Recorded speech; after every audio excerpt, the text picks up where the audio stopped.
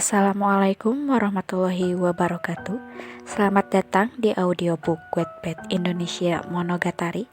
Kali ini saya akan membawakan novel berjudul Ayat Cinta Aina karya Agustin, bab 1 part 2.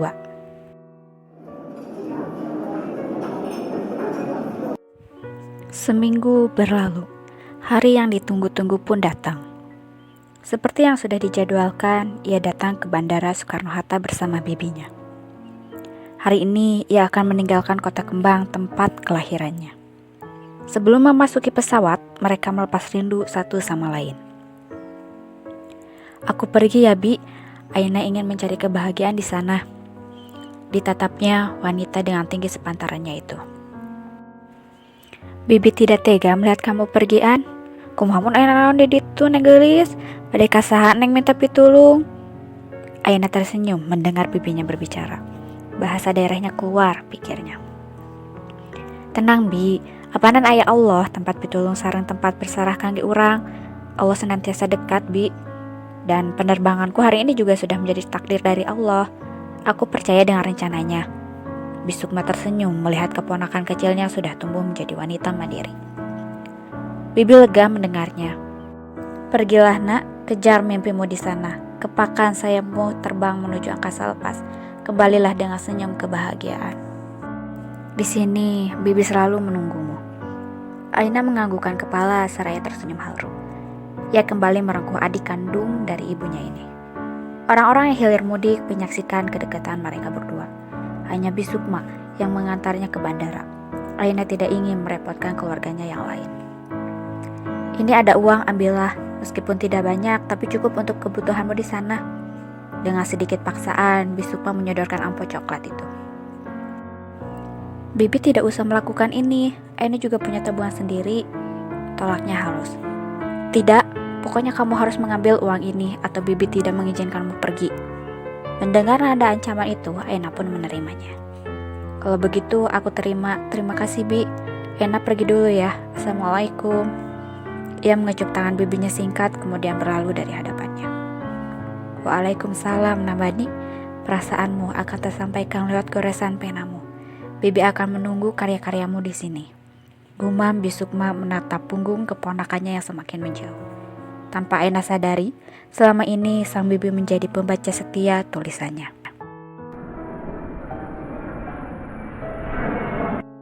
Bandara Internasional Incheon. Seorang wanita berhijab merah baru saja keluar dari pesawat dan berjalan tenang seraya menyeret koper hitamnya. Setelah menempuh perjalanan panjang, ia masih mampu memperlihatkan senyum menawan. Tidak pernah terpikirkan ia bisa menjajakan kakinya di negara ginseng, Korea Selatan. Udara musim semi menyeruak memenuhi rongga oksigen menyambut perjalanannya mencetak sejarah baru. Tidak lama berselang, ia menghentikan langkahnya saat mendengar suara bising di sana. Tidak jauh dari keberadaannya, Aina melihat banyak sekali gerombolan para gadis berteriak heboh menyebut-nyebut nama yang tidak jelas ia dengar. Dahi lebarnya mengerut dalam merasakan atmosfer yang berbeda. Di tengah kebingungan itu, seseorang menepuk pundaknya. Aina berbalik dan terkejut saat melihat seorang pria bertubuh tinggi berdiri di hadapannya. 2 tahun ia belajar menjaga jarak dengan lawan jenis. Dan sekarang, tiba-tiba saja pria tidak dikenal menyentuhnya begitu saja. Aina takut seketika. Sesaat kemudian matanya memicing melihat pria bermasker hitam itu. "Wow, are you?" tanya Aina hati-hati. Pria tadi tercengang seketika. "Ah, ternyata dia bukan orang Korea. Tunggu, seharusnya aku tahu dari caranya berpakaian sudah menjelaskan kalau dia orang asing." Aish. Benaknya masih menatap dalam mata bulan Aina. "Ini milikmu kan? Tadi terjatuh waktu keluar dari pesawat," ucapnya dengan bahasa Inggris seadanya seraya menjolorkan gantungan amigurumi berbentuk kelinci. Aina melepaskan tas gendongnya dan melihat tidak ada gantungan pemberian bibinya. Ia pun menerimanya kilat, "Thanks," dan berlalu cepat. Pria itu menatapnya menghiraukan teriakan demi teriakan yang terus bergema. Aina sudah keluar dari bandara dan melihat ke sekitaran. Daerah asing membuatnya kebingungan. Ia pergi ke negara itu bermodalkan nekat tanpa persiapan apapun. "Tidak, aku yakin bisa bertahan di sini. Bismillah, ada Allah bersamaku, gumamnya dan melangkah pergi. Di sisi lain, kedatangan ketujuh pria di bandara seketika menghebohkan situasi yang semula tenang. Kegaduhan terjadi saat para gadis meneriaki nama mereka yang baru saja melangsungkan konsernya di Indonesia. Berita mengenai kepulangannya sampai pada telinga para penggemar. Sudah sedari tadi, para gadis itu menunggu dan sekaranglah puncaknya. Mereka rela berdesak-desakan untuk melihat langsung dan mengabadikan momen berharga itu dengan kamera masing-masing. Beberapa saat kemudian, acara keramaian berakhir dan para bintang itu sudah berada di dalam mobil menuju tempatnya istirahat. Ya, Teh, apa yang kamu lakukan tadi, hah? Lihat, beritanya langsung muncul. Teriak sang leader memperlihatkan benda pipihnya. Pria yang dipanggil Teh itu melihat sekilas dan kembali memandang keluar, tidak tertarik sama sekali. Apa salah membantu orang, pikirnya. Tenang saja Hyung, nanti juga hilang sendiri beritanya.